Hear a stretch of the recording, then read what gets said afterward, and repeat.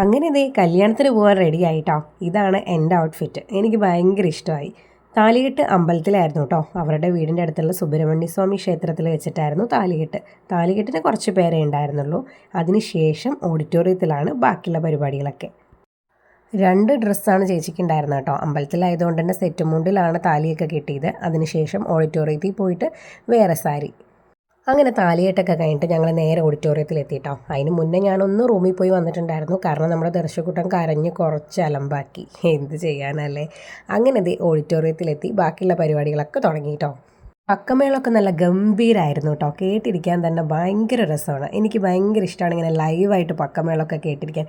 അപ്പോൾ അടിപൊളിയായിരുന്നു. അങ്ങനെ സ്റ്റേജിൽ ബാക്കിയുള്ള ചടങ്ങുകളൊക്കെ നടക്കുകയാണ് കേട്ടോ. അത്യാവശ്യം നല്ല തിരക്കുണ്ടായിരുന്നു കേട്ടോ കല്യാണത്തിന്. ഒരുപാട് ആളുകൾ വന്നിട്ടുണ്ടായിരുന്നു. സൈഡിൽ ലൈവായിട്ട് ഇവിടെ ഒരു മ്യൂസിക് പ്രോഗ്രാമൊക്കെ നടക്കുന്നുണ്ട്. നല്ല രസമുണ്ടായിരുന്നു അത് കേൾക്കാനായിട്ട് കേട്ടോ. അതിനുശേഷം ഫുഡ് കഴിക്കാനുള്ള പരിപാടിയാണ്. ഫുഡ് കഴിച്ചിട്ട് ഞങ്ങൾക്ക് വേഗം നാട്ടിലേക്ക് തിരിച്ചു പോകേണ്ടതുണ്ട്. അങ്ങനെ ഫുഡും കഴിച്ചിട്ട് ഞങ്ങൾ വേഗം അവിടെ നിന്ന് പോന്നു കേട്ടോ. കാറി കയറി ഉടനെ തന്നെ നമ്മുടെ ദർശക്കുട്ടി ക്ഷീണം കൊണ്ട് ഉറങ്ങിപ്പോയി. അപ്പോൾ ഇത്രേ ഉള്ളൂ. ടാറ്റാ.